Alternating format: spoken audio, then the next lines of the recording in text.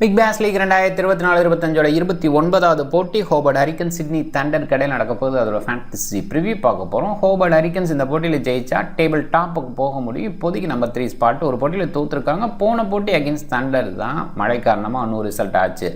Thunder பொறுத்த வரைக்கும் இப்போதைக்கு டாப் ஸ்பாட்டில் இருக்காங்க. டாப் ஸ்பாட் அவங்களோட ஃபேவரட் ஸ்பாட்டே கிடையாது. இன்னும் சொல்லப்போனால் அவங்க பாட்டமில் நிறைய நேரங்களில் இருந்திருக்காங்க. 13 சீசனில் 5 சீசனில் கடைசி பொசிஷனில் தான் முடிச்சிருக்காங்க. போன சீசன்லேயே கடைசி தான். முதல் 3 சீசனில் ஹார்ட்ரிக்ஸ் ஆஃப் கடைசி பொசிஷன், அது 8th பொசிஷன் அப்படின்னே இருந்தாங்க. தண்டர் அப்படி தான் பார்த்துருக்கோம். கடந்த சில சீசன்ஸில் இம்ப்ரூவ் பண்ணியிருக்காங்க. போன சீசன் கடைசி பொசிஷன்னா கூட அதுக்கு முன்னாடி 4 சீசனில் ப்ளே ஆஃபுக்கு வந்திருக்காங்க.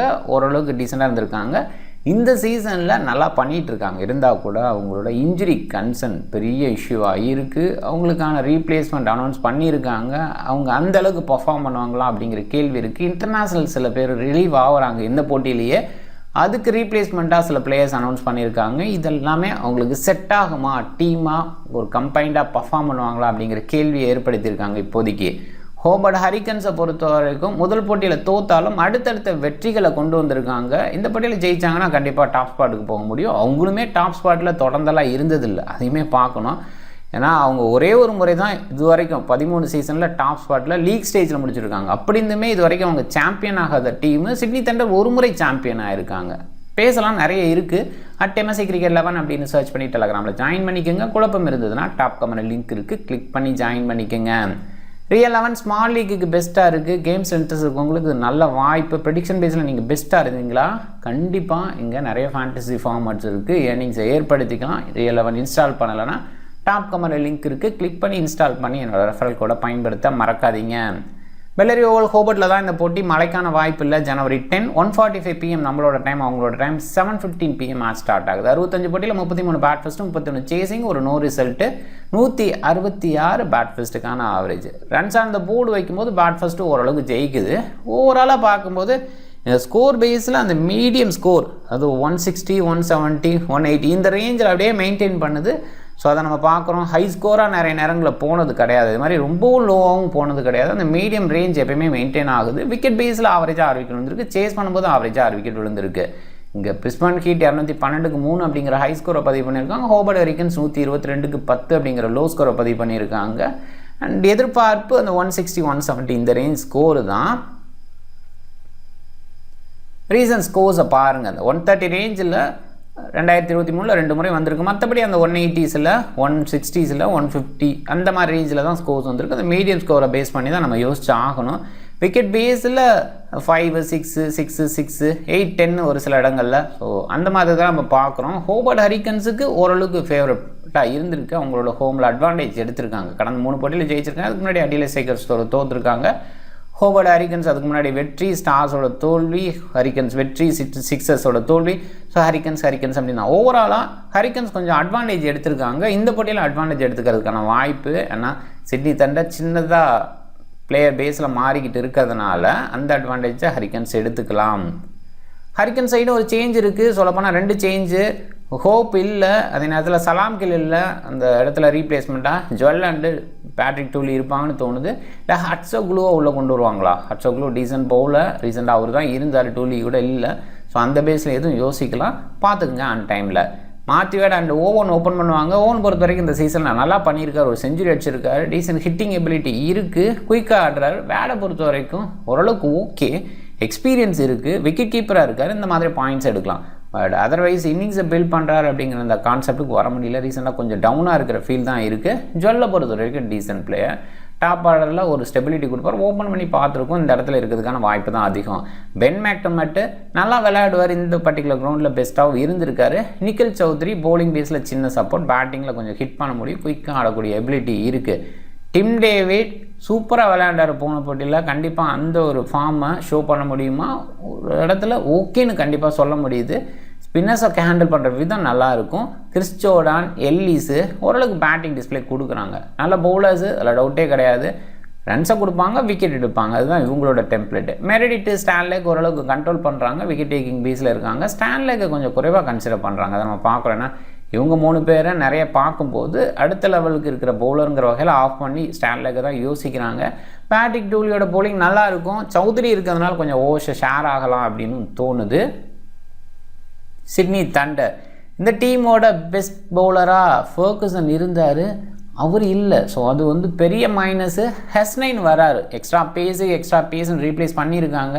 பட் ஃபர்குசன் குவாலிட்டி இவரால் கொடுக்க முடியுமா அப்படிங்கிற கேள்வி வருது. மிடில் சார்ல்ஸ் காட்டன் வந்து ஆடாகிறாரு, இதையுமே நம்ம பார்க்குறோம். டாப் ஆடலை பேன்கிராஃப்ட்டு, மிடில் வந்து சாம்ஸு, ஒரு இன்ஜுரி கன்சர்ன் இருந்தது, பயங்கரமான கொலிஷன். ஸோ அதில் அவங்க 2 பேரும் வெளியில் போனது இந்த டீமுக்கு பெரிய மைனஸு.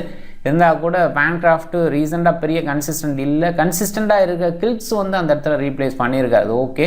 அதே நேரத்தில் சாம்ஸுக்கு பதிலாக டான் கிறிஸ்டியன் வராரு. ஒரு ஏஜ் அந்த ரேஞ்சில் மட்டும்தான் டவுனாக யோசிக்கிறோம். சாம்ஸ் அளவுக்கு ஃபீல்டு பேஸில் பண்ண முடியுமா, அதே நேரத்தில் பேட்டிங்கில் குயிக்காக ரொட்டேட் பண்ண முடியுமா?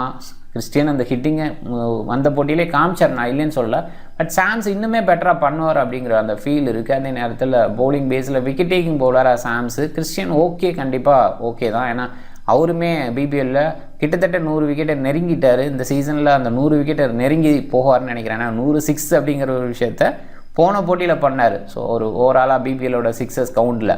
ஸோ அது மாதிரி 100 விக்கெட்டு கூட அவர் நெருங்கலாம் அப்படிங்கிறதுனால இந்த சீசன் அவருக்கு ஓரளவுக்கு நல்ல அவுட்புட். ஈவன் சாம்ஸோட இன்ஜுரி அவருக்கு ஃபேவராக அமைஞ்சிருக்குமோ அப்படின்னு யோசிக்க தோணுது. அண்ட் வெஸ்ஸாகர் நல்லா பண்ணார் அப்படின்னா கூட இந்த சீசனில் இந்த டீமுக்கு அதிக விக்கெட் எடுத்திருக்க ஒரு பவுலர்னா கூட போன போட்டியில் நிறைய ரன்ஸுக்கு போனதுனால ஒரு பேட்டிங் டெப்த்தை மைண்ட் பண்ணிவிட்டு மெக்கன்ரோவுக்கான வாய்ப்பு உள்ளே கொடுக்கலான்னு தோணுது. ஸோ அதுதான் யோசிக்கிறேன். இல்லை ஆன் டைமில் பார்த்துக்குங்க இந்த ஸ்வாப் இருக்குமா அப்படின்ட்டு. இன்னொரு பாயிண்டில் யோசிக்கும்போது இங்கே வந்து மெக்கன்ரோ எடுக்கிறதுக்கு பதிலாக வெப்ஜன் எடுத்துக்கலாம். ஸோ அந்த இடத்துல ஒரு பேட்டிங் இன்புட் கிடைக்கும், ஒரு யங்ஸ்டர்ஸ்க்கு வாய்ப்பு கொடுக்குற மாதிரி மிடில் பேஸில் யோசிக்கலாம் அப்படிங்கிற அந்த ஆங்கிள் யோசித்தா வெப்ஜன் நல்ல சாய்ஸு. ஏன்னா டீசெண்டான ஆஃப் பிரேக் பவுலிங் தேவைப்பட்டா அப்படிங்கிற அந்த ஆங்கிள். ஏன்னா காட்டன் வீசுவார், Christian, Green, Tom Andrews, Hasnain, அடிஷ்னலாக ஒரு பவுலரை விட பேட்டருக்கு போகலாம் அப்படிங்கிற ஆங்கிளில் மெக்கன்ரோ ட்ராப் பண்ணிவிட்டு வெப்ஜனுக்கு போகலாம். அதை பார்த்துக்குங்க அந்த டைமில்.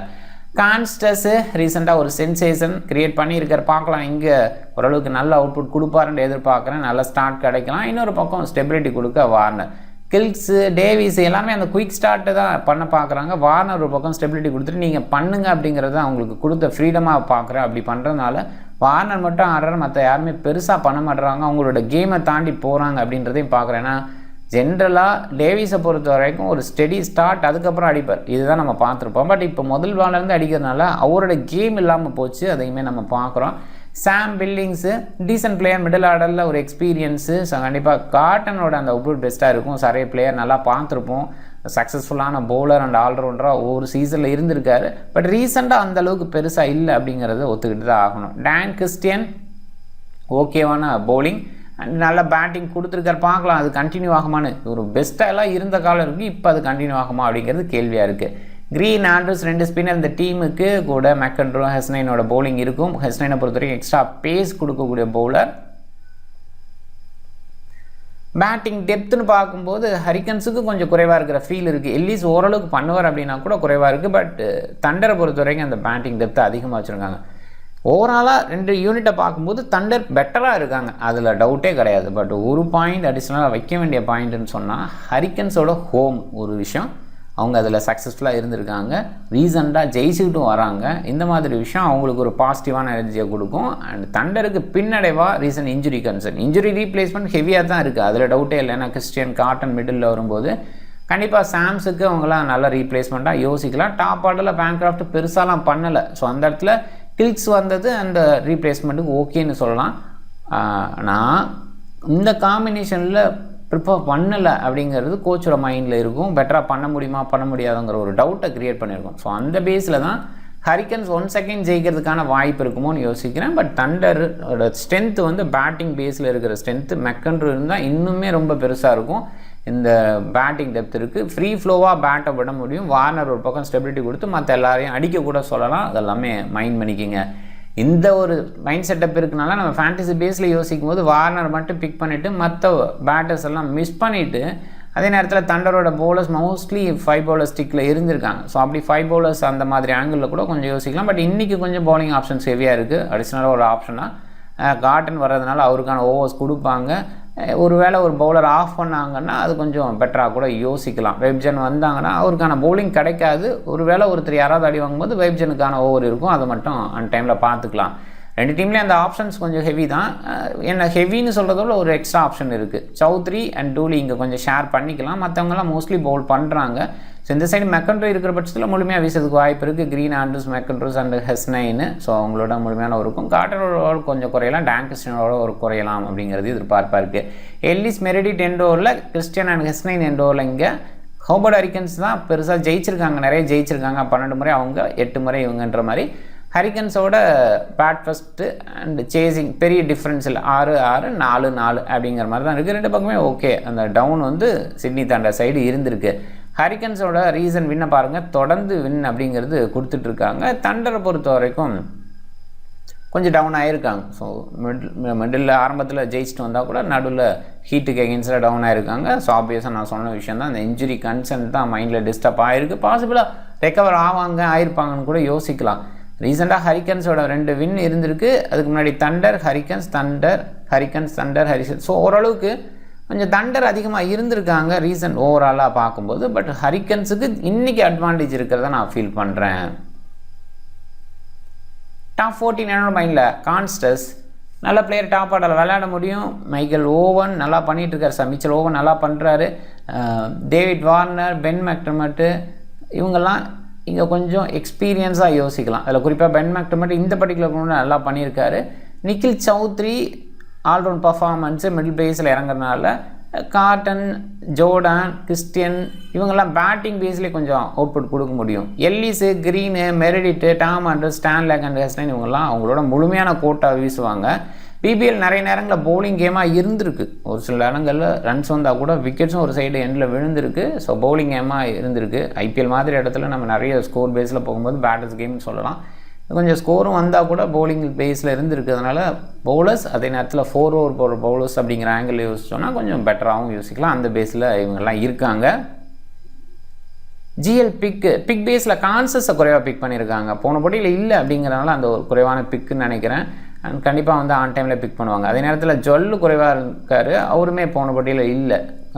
கார்டன் அண்ட் ஹெஸ்னைன் உள்ளே வராங்க. இவங்கெல்லாம் ஆன் டைமில் பிக் பேஸில் ஹையாக ஆயிடுவாங்கன்னு நினைக்கிறேன். ஆனால் இதில் மிஸ் பண்ணவாங்க, குறைவாக பிக் பண்ணியிருக்காங்க அப்படின்ற இடத்துல வேடு, கில்ஸு, ஜுவல் அண்ட் ஸ்டான்லேக் இவங்கெல்லாம் நம்ம ஜிஎல் பிக்காக கன்சிடர் பண்ணலாம். ஸோ அவங்கெல்லாம் கண்டிப்பாக வந்துட்டு ஆப்வியஸாக நல்லா வந்து பர்ஃபார்ம் பண்ணுவாங்க அப்படிங்கிற அந்த எதிர்பார்ப்புக்கு. ஜுவலில் 1 டவுனாக வராரு, இங்கே கொஞ்சம் பெட்டராக விளையாண்டுருக்காரு. மேத்யூ க்ளோவருக்கு இருக்குது, அந்த பேஸில் யோசிக்கலாம். பில்லி ஸ்டான்லேக் 4 ஓவர் வீசுகிற சில நேரங்கள் இண்டோரில் வந்து ஆச்சரியப்படுத்துக்கலாம் அப்படிங்கிற அந்த இடத்துல இருக்கார்.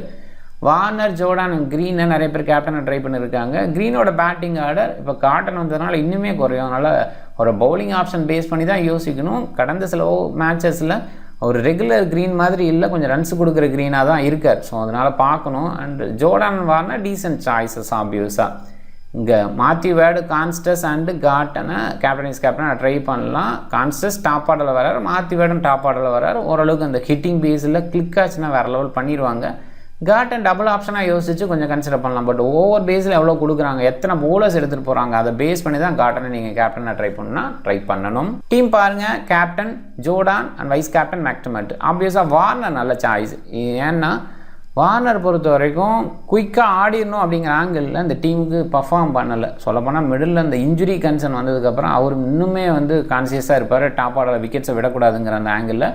ஸோ அதனால் வார்னர் வந்து டெஃபினட் சாய்ஸாக பார்க்குறேன். கான்சஸை இன் அண்ட் அவுட் அப்படின்னு வச்சு பாருங்கள். மெச்சோனும் அந்த மாதிரி தான் பர்ஃபார்ம் பண்ணுறாரு, இன் அண்ட் அவுட் பர்ஃபார்மன்ஸ் அப்படிங்கிற மாதிரி அப்படி வச்சு பாருங்கள். ஓரளவுக்கு கன்சிஸ்டன்ட் பேஸில் யோசிச்சு வார்னர் அண்டு மெக்டர்மட்டை கேப்டன் வைஸ் கேப்டனாக ட்ரை பண்ணலாம். அது ஜோர்டான் வந்து டீசென்ட் சாய்ஸ் மிடில் பேஸில் கொஞ்சம் பண்ண முடியும்.